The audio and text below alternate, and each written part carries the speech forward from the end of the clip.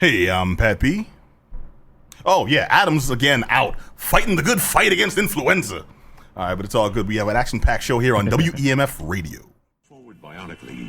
Moving forward bionically in all directions. Let's put my headphones up. Yo, as I babble on the microphone, jazz and ready and looking for good light. All right. Screw it. Ladies and gentlemen, welcome to another episode of the Geek Down here on WEMF. I am Pat B. Yo, we'll have an action-packed, awesome show ready to go for you. I'm in the house today with Thing One. Peace. I thought my name was a Thriller Priest, but it's all good, though. I'll take Thing One. It works. Some Dr. Seuss, man. Okay, fine. I'm trying to get cute with the intros. No one's working with me, so I'm going to look across the table and point to my man, just Johnny.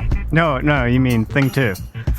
Oh, yeah, now you want to play along. That's what's going on here. I'm playing along. I'm cool with you. We're being coming off Thing the Two. bench. We're coming off the bench. There's no consistency here on the Geek Down. All right, we still have an awesome show being backed up, and the lovely vocals you hear are brought to us by my main man, DJ Herbie Herb. Yo. Yeah. All right, so I want y'all to strap in. See, now I'm compelled. We on camera. You broadcasting live on OBS? It's not live, but it is recording. Okay, you recording this on OBS, and now I feel like I got to work my camera presence. And I just happen to get the bootleg headphones. So it's like everything I say is like cutting in and out. Oh. Yeah, it's like a bad Metallica album. There's a spare over here. All right, There's no such thing as a bad Metallica album. What? I agree. What? I agree. Okay, I'm going to throw off Saint Anger all day, man. This is a different show. We would have a discussion. We need to have a talk, fellas. But no, we do have like lots of news for you. We got reviews, we got material, all types of good stuff. And we're going to jump right into it. Yo, we got that Ghostbusters review, man. We got some inside info on the vibe. Dun. I forgot the theme song. I'm out. Like, wah, wah, wah, wah. I'm like Johnny. Inspector Gadget came to my head. I'm like, wait, that's all right. I feel like you were stroking out there for a second. All right, but now, yo, hold up. Let's jump into it before it gets silly. First news story, a Hindu leader wants Blizzard to drop Symmetra's Devi skin from Overwatch. His name is Rajan Zed. Said having the skin in a fighting game trivialized Hinduism's highly revered goddess. One thing that gets me is this dude's spoken out about a lot of stuff before, and I'm thinking he probably needs to pick his battles, because this specific story is him protesting a skin that's available for a character in the game.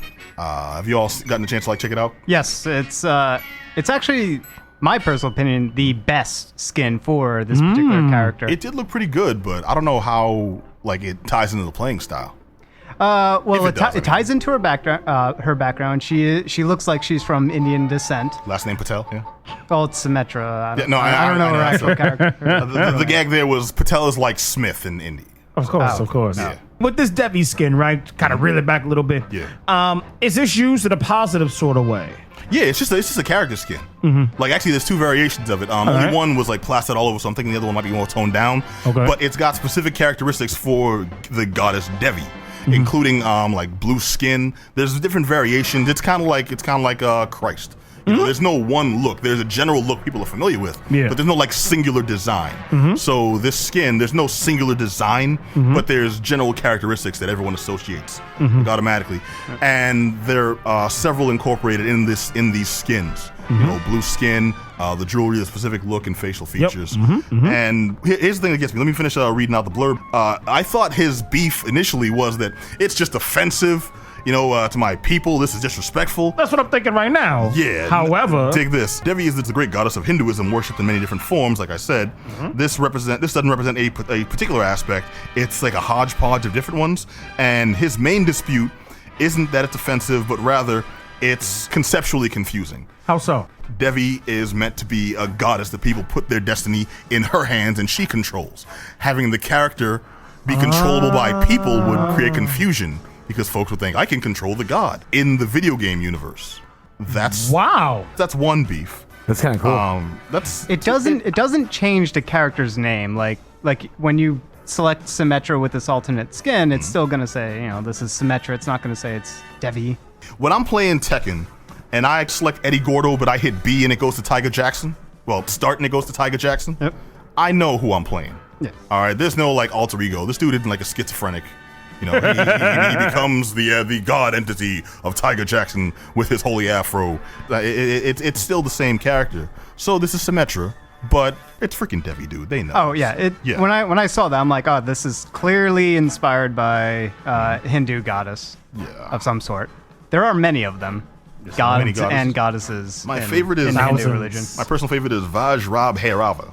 While simultaneously wielding 32 weapons of death, Vajrab Herava also holds his wife and has sex with her. And these were in several different graphically sculpted statues that are now my favorite at the Museum of Fine Arts, located right here in lovely Boston, Massachusetts. Good shout out. Thank you. I really just wanted to get that image of the dude just tagging his wife while he's sorry. Okay, so going back to the story. Pretty awesome statue. Okay, so his beef is wow. This is really respectful presentation of the story, isn't it? His beef with the presentation of the skins is that it creates confusion as to the abilities and purpose of the god, and also the move set doesn't match moves that the goddess Devi would actually have and perform according to scripture. Yep. His beef is with the move set, just the way the character moves. We're not talking like, oh, she's doing capoeira, but she's from Taiwan. It's just, according to scriptures, she wouldn't walk this way, she would walk that way. Dude, pick your battles, man. Seriously.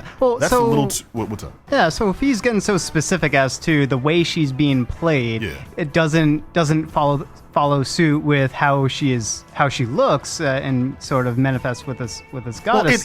It's all part of his argument. And I get if you don't want your god presented in this game, cool, that makes sense. This is a figure of worship. It should be a figure of respect, prestige, and depending on the character in the game, it may not come across that way.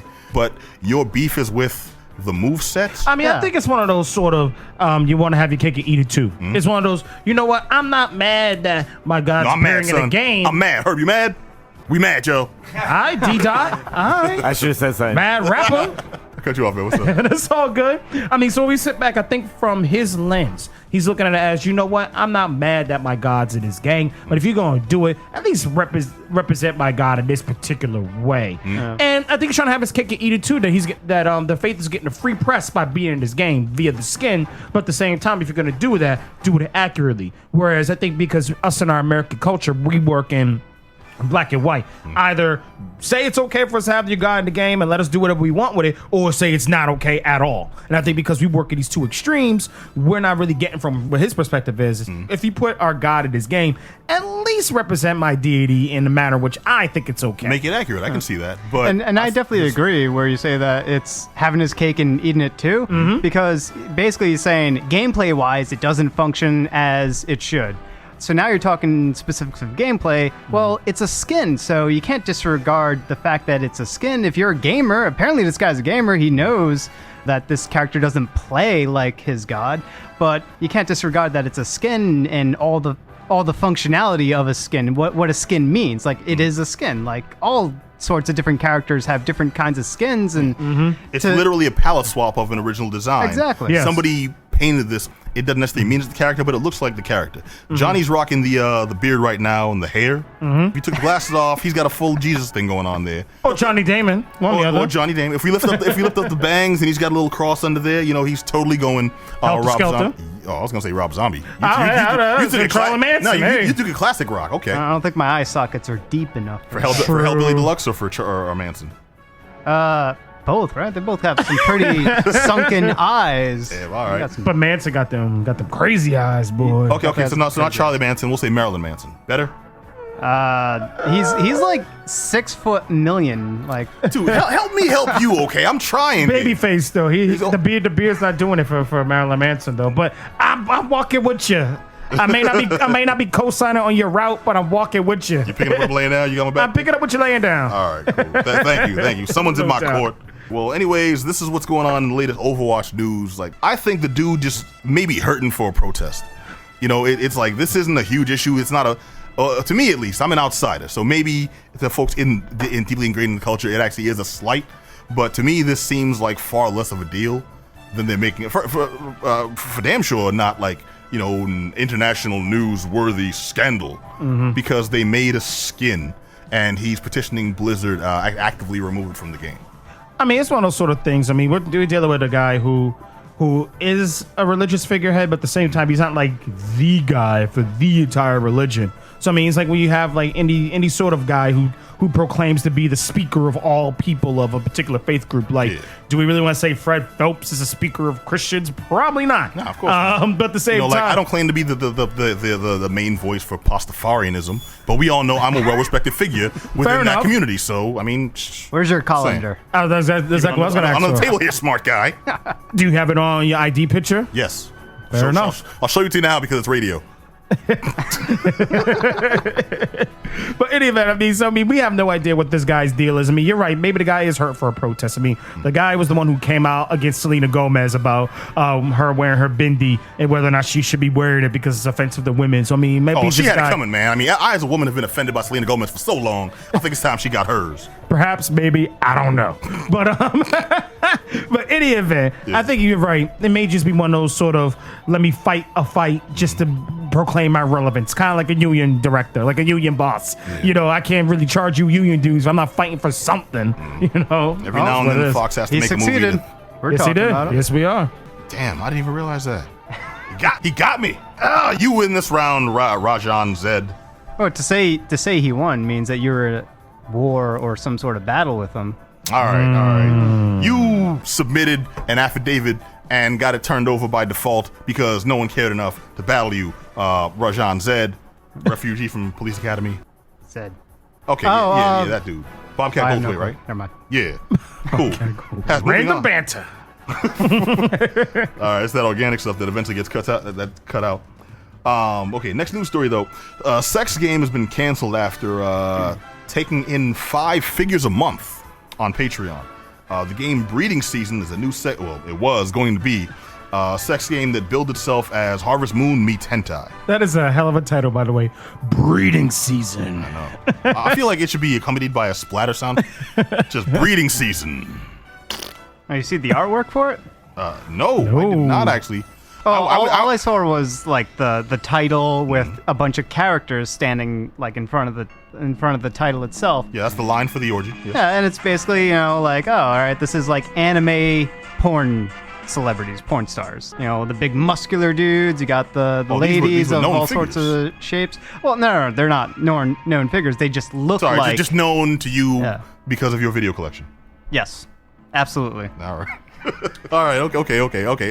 But no, you've seen this, and that's the art from the game, or is that like a box cover type thing? So it looks like a box cover. So I haven't seen any art from the game itself, and I'm questioning whether there was any art from the game itself. No, because I think there was art. You're just never going to see it. The story here is the game's not coming out, probably ever. Apparently pulling approximately $42,000 a month. Oh, yeah, dude. It's a lot of money on Patreon too, man. 'Cause that's all like individual interested gamers looking to buy the sucker.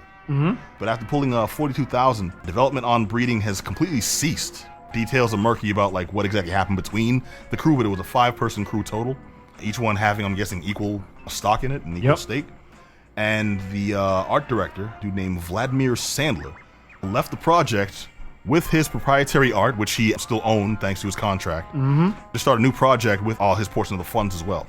His new project, by the way, we talked about this a little before the show, called Cloud Meadow. It's a hybrid farm sim dungeon crawler. All I know is if I poured money into this because I wanted to see this sim / hentai thing going on, and I come to find out that I dropped, maybe $1,000 on it because I wanted to be the first one to get the game, and come to find out the lead graphic designer cut loose and he gets my money to start a whole new project, I'm gonna be pissed.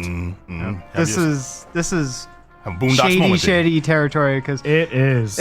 Typically, for like a game studio, you're not gonna have a contract that is going to allow the rights of artwork rely with the art director or any artist that you're either contracting or you have on hire. Like that's kind of unheard of. You want those assets keep to that IP, remain man, with the company itself, because there's always no guarantee that you can keep all of your employees working for you. So just that alone is shady enough, and I'm definitely thinking that this was planned from the start to pull out. The moment that they noticed that they were making $42K a month. Yeah. 5 people. 5. Sign me up. If we were making that kind of money, there wouldn't be a Geek Down. Or it'd be on the beach. Drinking margaritas.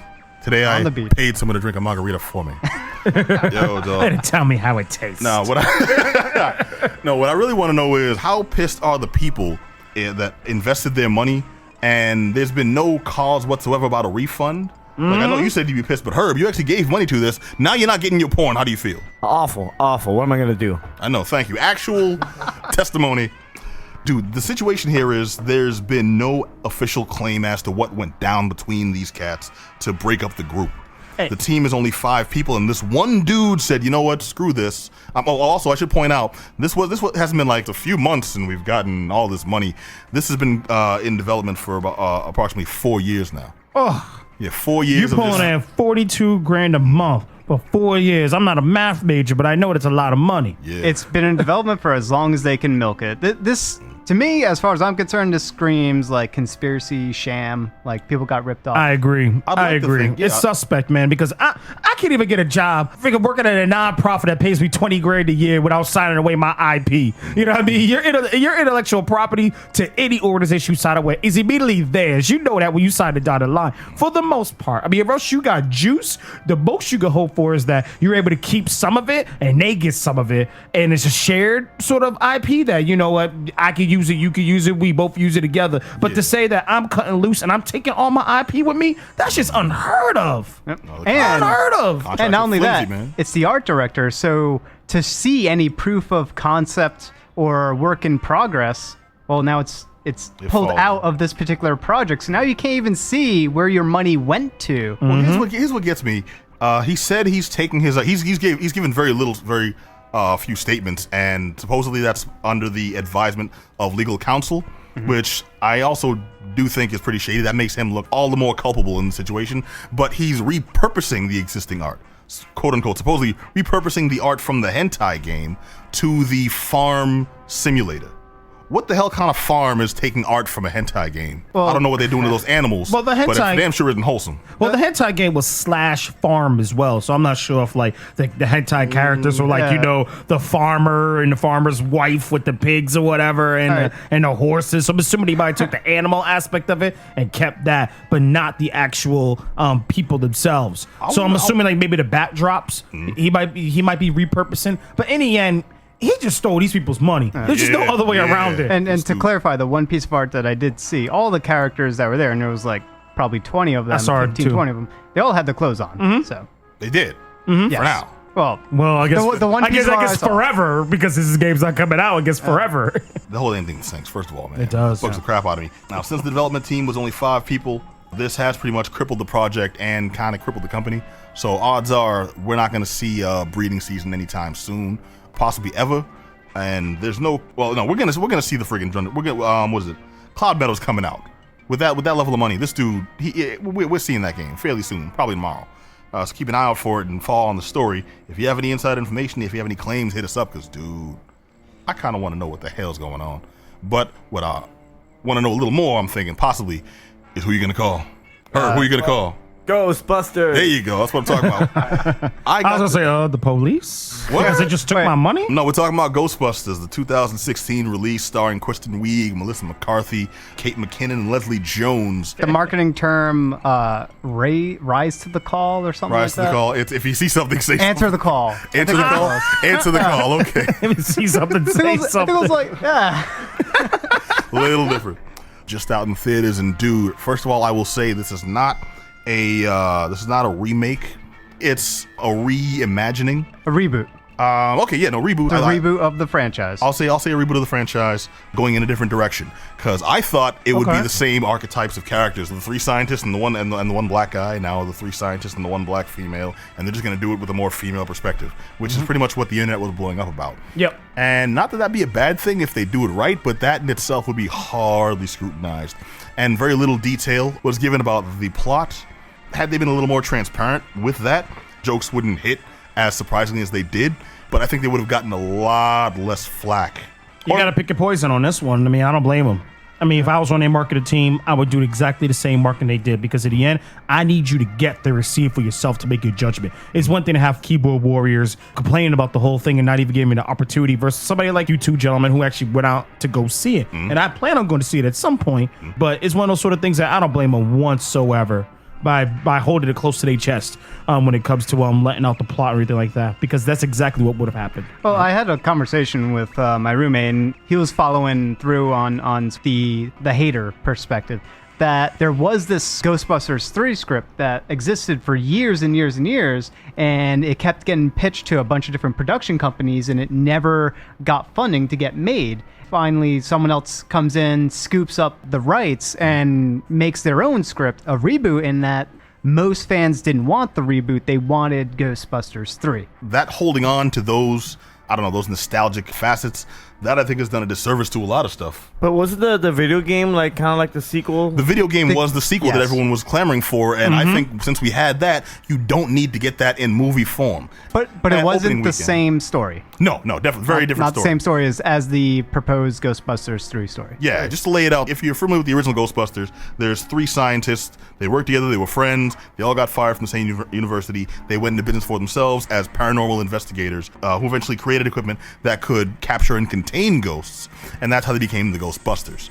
In this one, you start off with 2 former friends who went on to their own educational careers of various levels of prestige. In the past, they wrote a book together on paranormal investigation that kind of fell by the wayside until one put it up on Amazon.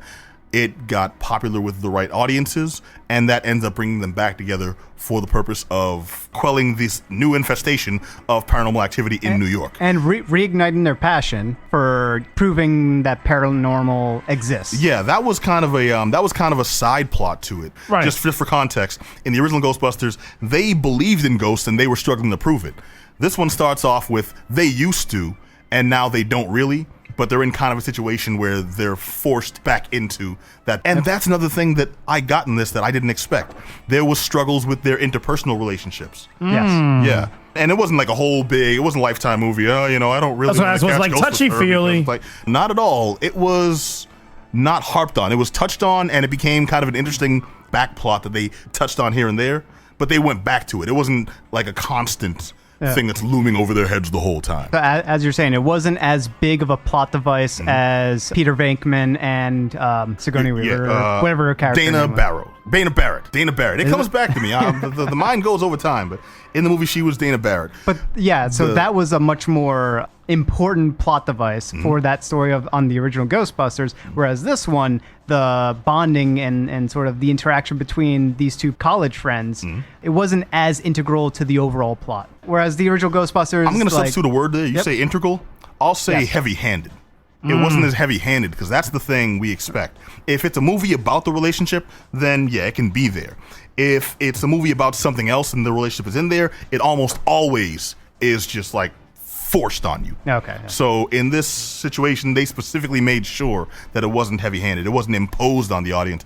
You didn't even have to focus on it if you didn't want to, because there was so much else sprinkled all over the sucker. I'm going to come right out and say it that I liked this movie, and I am recommending it like right now. I second that. I definitely enjoyed it, and I also recommend it. Dude, Chris Hemsworth.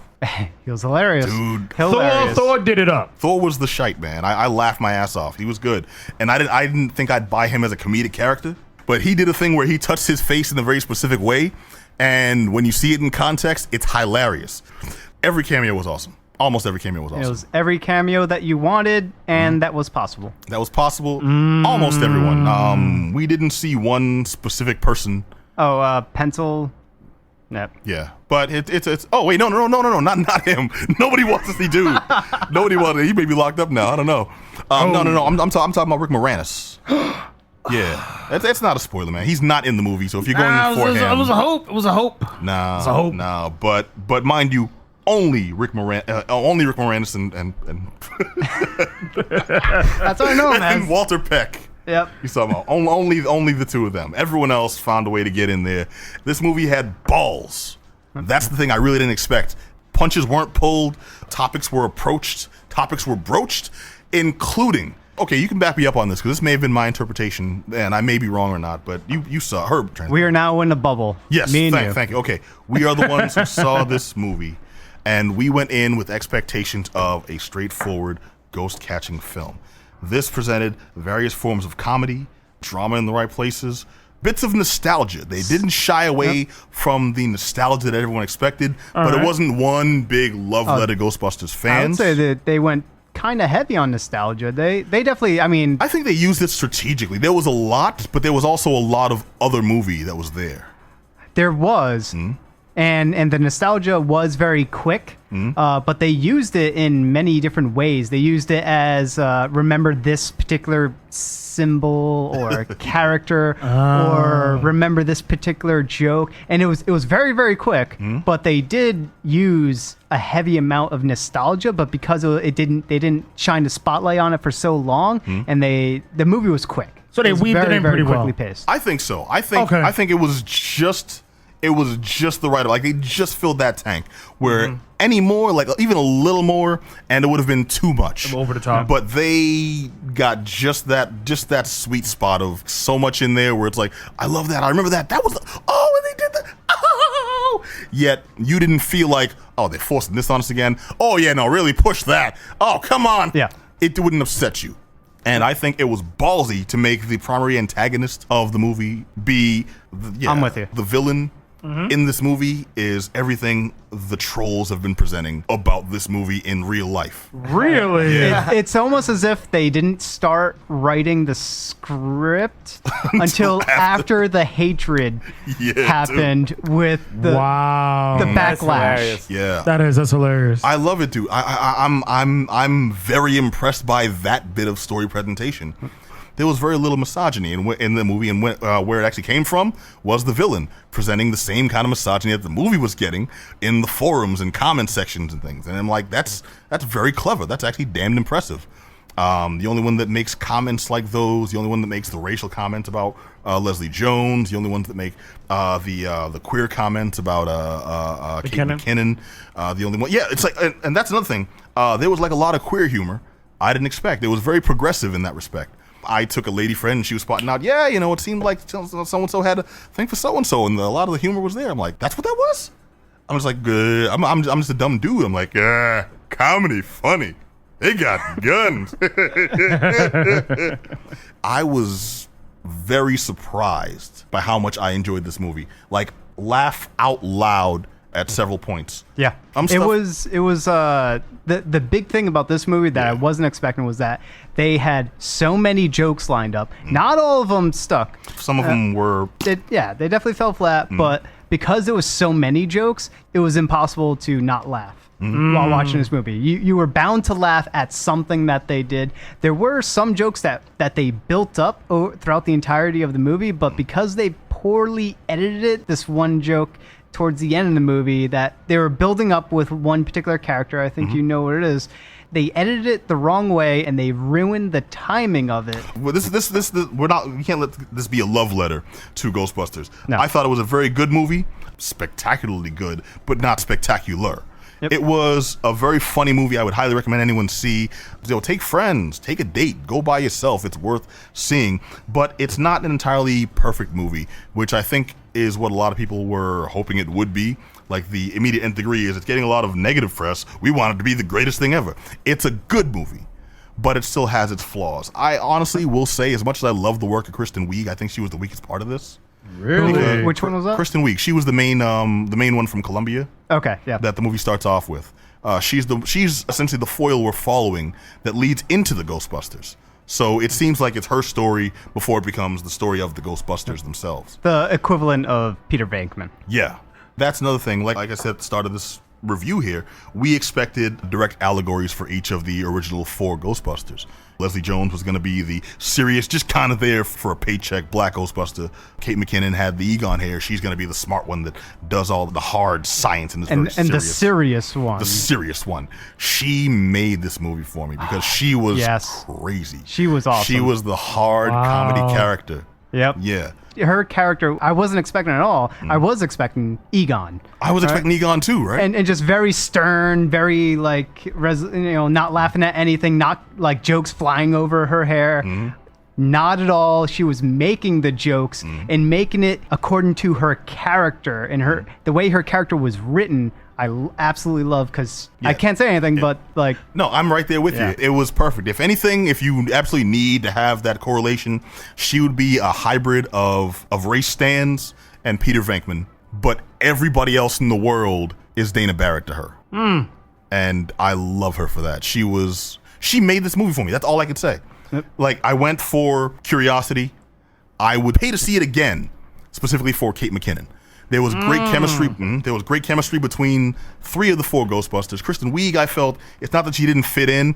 I felt like she wasn't giving as much as the others, including Melissa McCarthy, who I've never really seen play as straight a role as this. It's still a comedy movie, but she was, if anyone was the straight man, it was Melissa McCarthy, which is very out of character for her, which shows that she's got actual, like, legit acting chops. And I liked her in it. You know? I mean, that's something that I'm actually really excited to hear, and I'm definitely glad that y'all sharing this for our listeners and for me as well.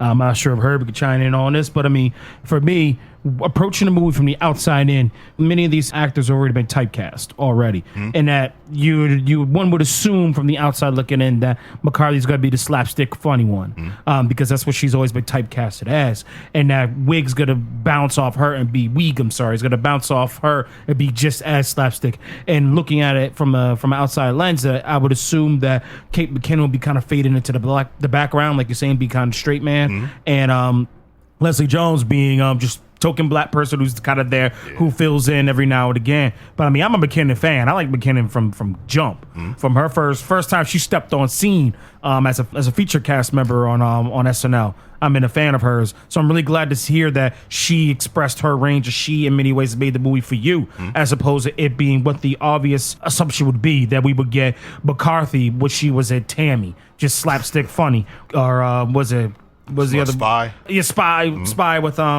with Jason Statham. Yep. The Heat with Sandra Bullock. all just that same big girl John Candy sort of Chris Farley character that we're used to seeing from her.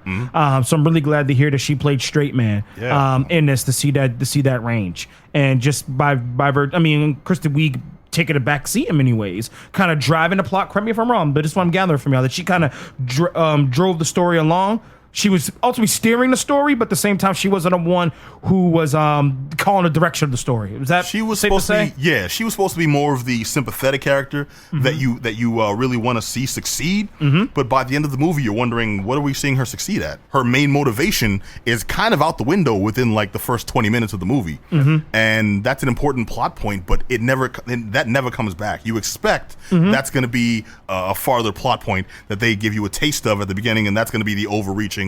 No, if anything, that's a red herring to throw you off, and it's good that they did that. The movie is better than that. So my And that question for would've y'all been- is, was that something you were looking for? Like looking for her, like did you No, forget but- about her as time goes on? They'd be like, oh, did that get solved at the end of the movie? No, but it's something that they throw in that almost worked against them. It almost seems like, oh, you're going for kind of this hackneyed trope in what I had hoped would be a bigger film. It's just like, nope, gotcha. And then they throw that out, and we don't see Charles Dance again. Charles Dance is in the movie, by the way.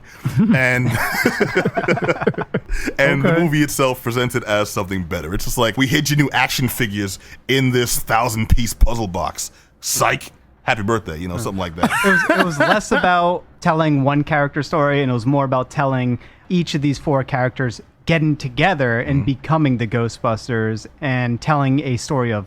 That's what it Yes, felt definitely. like. The only criticism I can make of the Ghostbusters as a group is, besides Kate McKinnon, the other ones didn't really stand out with personalities of their own. All I can think of Leslie Jones is the scenes before she joined Ghostbusters, and once she joined the Ghostbusters, she was just a sounding board for the audience from a like you mentioned, stereotypically black perspective, where it's like every time you saw her, oh hell nah, what? Oh damn. And that kind of comes out every now and then. It's not offensive. It's just what it is. Yeah. I mentioned Melissa McCarthy as the straight man. Once she establishes that, it's very good. You like her, but she doesn't do anything to stand out. I already mentioned Kristen Wiig just kind of fades in. Like the 3 of them, they stop being individual characters that you really want to pay attention to beyond McKinnon. McKinnon, they'll sell action figures of her. She'll be like, I'm hoping at the very least, she'll be like an icon from this because she was awesome. But the others, it just became that group, the Ghostbusters. I would say Melissa McCarthy had her spotlight was during the earlier parts of the movie, and she kind of blended in with the rest of the team towards the later half, where during the beginning she was very high energy, and she definitely pushed all the other characters and drove them into doing things. And the other one, the main one, the one that was supposed to be the equivalent of Peter Venkman, she does have her own moment, and it's with her stupor every time Thor sort of. Oh yeah. Every time Thor pops up, she goes into like this Interesting reaction. girl crush stupor. And Okay. Yeah, And then I gave her a moment to shine. it definitely added some awesome comedy moments. All right, so high points. High what was points, it? Yeah. comedy, and low point, I would say the horror, because the original Ghostbuster films were shot rife like with ghosts. They were practical shot effects. like they as were practical shot as like they could horror be. movies, but they had characters that could deliver dry humor comedy, I agree with you there. and it wasn't that. Yeah, this movie had a lot of special effects, not that many horror effects in seeing the ghosts. You start off seeing a couple of really impressive ones. Okay. And I was like, oh, it's like that. Psh, cool. I'm not gonna lie, I did get kind of a whiny bitch scare on the on that first jump. Whiny jump scare on that first. Yeah. So you jumped into your lady friend's arms there? Hey man, I was happy to be there. Well, She it's was supple. it's no secret. She was supple. That was in the trailer, so. No, not the full play out. Like you saw some. Right, It right. didn't. The way it played out, it got me. I saw it in 3D too. It's certain scenes are where I'd say the movie is worth seeing in 3D, but they're only going to hit you with it at a few key points. But those key points are worth the extra couple of bucks because it added to the experience. You didn't see much of the ghosts beyond that though. You saw a couple of ghosts really closely and really detailed at the beginning, and then at the end. In the middle of the movie, you get a taste here, a taste there, and then it's much more of a human movie, which may have worked against it because it's Ghostbusters specifically. And the way they end this, like they do a couple of things at the end that is just the balls to do this in a movie that you have no idea is going to succeed. That was a question I was Like, going to if it ask. Is didn't- they setting it up for a sequel? I hear that through the grapevine. Maybe so, not really. Yeah, I can't say that because the way they ended it is like a nice footnote on you like the original Ghostbusters. Here's a nice little aperitif for you to go out on. What? They're absolutely setting up for...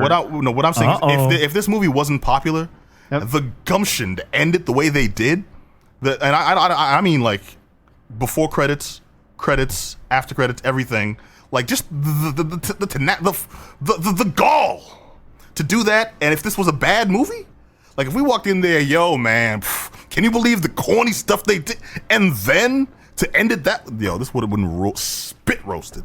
But the fact that it was good just made that like the icing on the cake. They lit that last candle and turned out to be a Roman that fired off sparks into the sky and accentuated this 4th of July picnic that was Ghostbusters, man. Either way, Ghostbusters, Kristen Wiig, Melissa McCarthy, Leslie Jones, Kate McKinnon. I feel bad putting her name last. It's just the one that comes up in the hierarchy It's there. best but for last. Yeah. I highly recommend this movie, especially for the cameos. Yes. And it was just a damn good time, man. It was an unexpectedly good time. I recommend this. I recommend this in 3D too, if you can. Wow, that's a strong recommendation. What about you, Judge Johnny? Yep, definitely recommend it. I didn't watch it in 3D, so I can't recommend that. But it's got it's got enough computer CG that you should probably watch it in 3D. It was a very pretty movie, man. You Yep, can- very colorful, neon Very colorful. colors, everywhere. Nice. All right, so I'm looking across the table. Man, just Johnny, you got to check out some hardware, which we haven't I done did. in months here. Yep. Yeah, lay it on us. What do you got? So I got to check out. Got myself the HTC Vive. It is a VR headset from HTC, and it's co-developed with Valve. So it has built-in Steam integration, and the big thing about it is that it's a full room immersion. So you set up a space, and it could be as small as 2 meters by 2 meters. That's slightly over 6 feet by 6 feet. Thank and you it could be- for accommodating us ignorant Westerners. Americans specifically, not Westerners, Americans. and it could I be don't as big understand as, this metric system. What you mean meters? What's a decimeter? A centimeter? Give me that in inches. It could be as big as 15 by 15 feet, Okay. not meters. That's 3 yards, 5 yards. by 5 yards. Slightly over 5 meters. Or under 5 meters. Under 5. Okay, that's slightly under 5 meter yards versus 5 meter. I'm sorry. All right, and once you set that up, and it's kind of a pain to set up because you have these two sensors. They have to place very high up. Usually attach it to the highest point on the wall or onto the ceiling itself, and then you have to angle them downwards, and it's a little bit of a pain. Is there calibration involved? There's no calibration with those things, but there is calibration with the headset itself and with the two controllers. That's where you usually lose people. And the controllers definitely are what further enhance the experience itself, because these controllers also have one-to-one motion via the sensors, so that as you're in this virtual world, you move your hands, and the controllers are moving exactly as you move them in this world. You can actually, it's so exact that you can like take the controller. You can't see anything that's happening in the real world. So you can take the controller, throw it into the air, and catch it. Like physically. Yeah, you can do that. Because it's so one-to-one, you just throw it into the air, look at it, and then catch it perfectly. Is there much cost to do that during gameplay? No. I haven't played any games that would require doing that. It has a strap on these controllers to make sure it doesn't leave your hand. If you accidentally drop, it'll dangle from your wrist. And or stuff when like you that. get pissed off. They don't promote that at all. Oh, yeah, I don't want to break my expensive. No Wii remote stuff going on.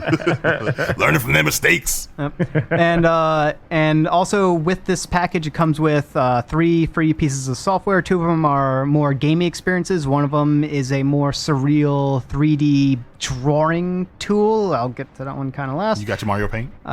Yeah, it's Mario Paint.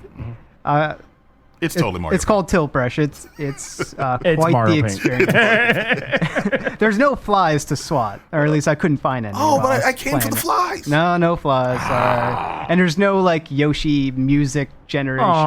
Dude, thing. that was That was pretty awesome. But Okay, it doesn't have what's that. their selling point then? Because they just like kind of crushed my soul. All right, so the selling point, I guess, if you're going for an amazing game, there isn't really an amazing game for it just yet, or at least not the ones that I was able to play, which was the free options that sort of came with it. But as far as being sold on the experience, I was definitely sold on the experience. You are in there, you are in this world. So one of the interesting game experiences was the job simulator. So there's 4 different jobs, and the first one I fired up was the cooking one because I love to cook. So I'm in this, I am a chef, and I'm in like this restaurant behind the grill and the sink and the refrigerator, and use the controllers. Because it's one-to-one motion, you have to actually reach out, open the refrigerator doors with your hands, reach into the fridge, grab the milk or the eggs or whatever it is that you're going to cook with, go to the stove, pour milk or throw eggs at the stove to cook the eggs and stuff like that. Smell the and milk, make sure it's still good. Yeah.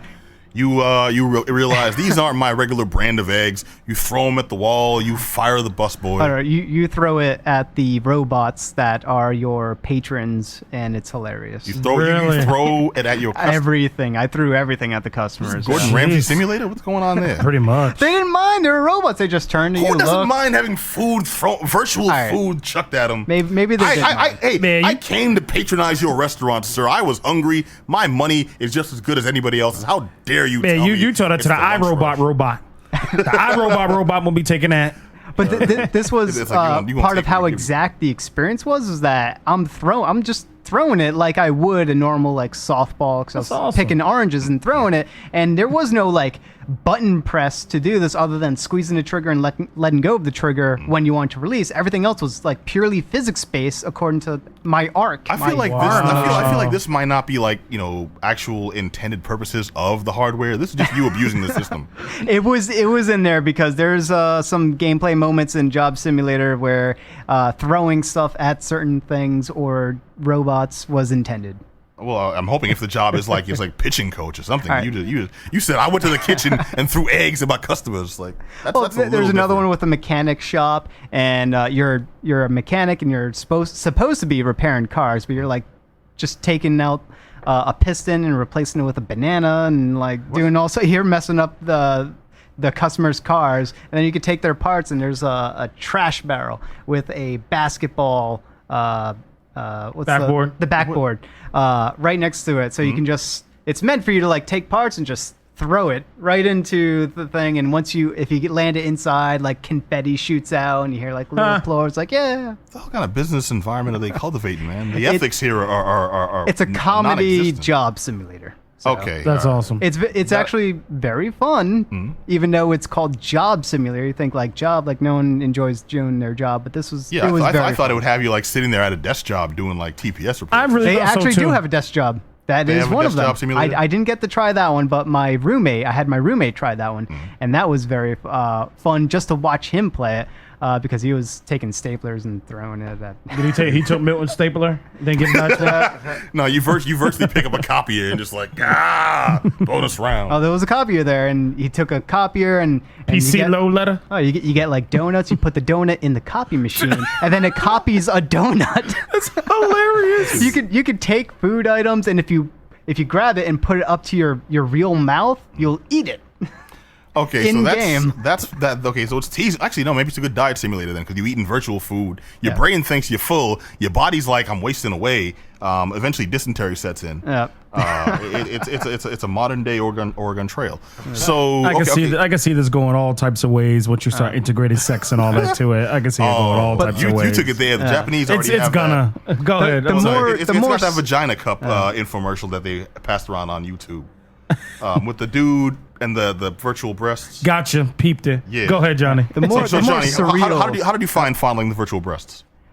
There were no virtual breasts. Oh, you got the basic model. So, yes, I got the basic model. But there are definitely if you read online, there's definitely a lot of people interested in making virtual porn. There you go. I mean, That is definitely going to be a thing, and that will be selling like hotcakes. I Of can already course. tell you. Wait. You want to enunciate there again? Selling like what? Selling like hot cakes. Okay. All right. There's a soundbite you just released there, which will be used in the advertising. Yes. Okay. So you had a positive experience from this then. It I sounds did. like you enjoyed using the vibe. The experience itself is very surreal. Now there's definitely a big but to this, and I have to just briefly mention that tilt brush is what sold the entire experience to me. That even though it's a 3D drawing tool, you're in this world and you just move your arms around and you're drawing, and your markings are moving around in 3D, and you can see your drawings play out, and it's almost like you're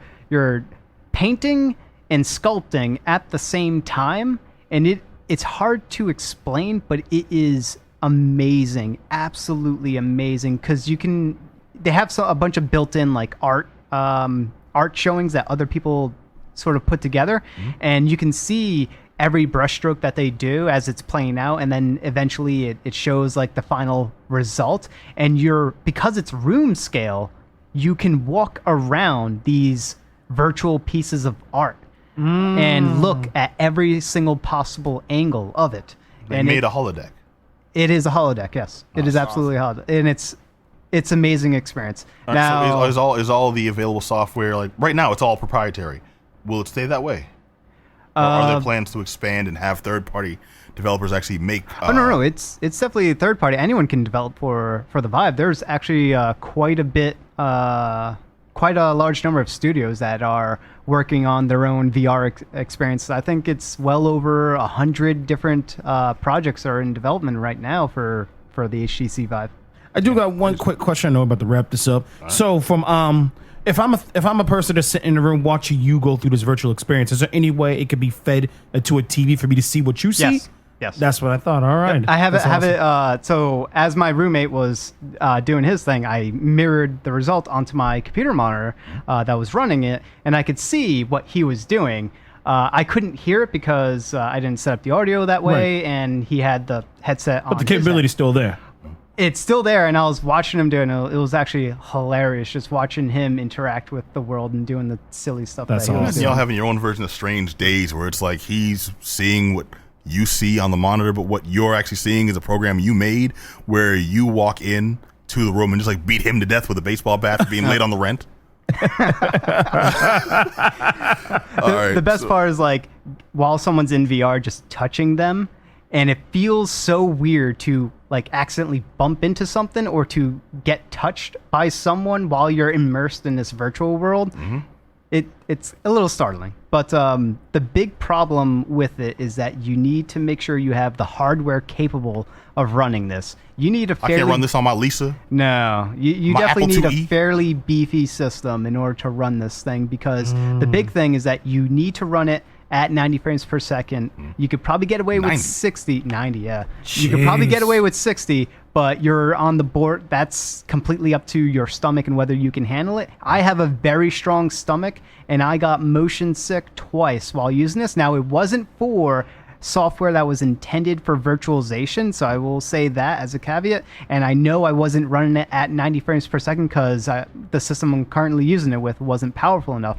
But getting motion sick, getting that done twice, it's awful experience. Like, we're talking, like, I had to lay down for at least an hour, and I was still motion sick for another hour after that. It's like 1 to 2 hours of just feeling dizzy and nauseous. So I should once you enjoy get some motion chili sick. dogs before I try to suck around. You definitely don't want to do that. It's like hardcore Harry. As long- All right, so you would so I guess you would you recommend it? It sounds like a pretty positive impression. No, don't No, recommend it. You don't recommend it. Wow. All right, so Everything you said up until well, we're out of time, but Plot I'm twist. everything you said up until this point, I'm like, yo, he's making this thing. I thought sound- so too. Yo, I want to get mine right now. Jeez. it is an amazing experience, but unless it has that one game that you know, or that one piece of software that you know is going to be it for you, is going to be like the ultimate experience for you. If you know it has that, then yeah, it could potentially be a sell for you, but it doesn't have that for me. I know in the future it will, but right now it doesn't. I don't have the system that's capable of running the game that I want it for. And also, like, we're talking, it's $800. $800. Okay, This thing next is no next joke. time you start with that point. Absolutely. Yes. Absolutely. Yeah, $100 for motion sickness. I'm good. All right, so the HTC Vibe, just Johnny says, hold out for the breeding season port. Definitely hold out. Yes. That is the killer app once that releases, if it ever does. Once that releases, so will you. All right, this has been the Geek Down here on WEMF Radio. I want to remind you all, we're broadcasting live radio every Monday nights, 9 p.m. right here from lovely Boston, Massachusetts. And if you heard anything on this show you want to chime in on, comment on, tell us how amazing we are, how much you hate us, which you can also rephrase as how amazing we are, hit us up at geekdownradio@gmail.com. Also hit us up at geek-down.com and catch the latest and the greatest. All the archive versions will be up. I've finally gotten the damn website issues fixed that have kind of been holding up our updates for like 2-3 weeks now. So yeah, without further ado, I want to thank my main man, the Thriller Priest himself, Yeah. JM, Peace, brother. Glad to be here. and just Johnny. You. Keep it simple, y'all. And of course, the man who keeps it sounding amazing every week right here, DJ Herbie Herb. Woo. I want to remind you all, catch us every Monday nights right here on WEMFradio.com, and we'll catch you all next week. Until then, be excellent to each other. Peace. Peace.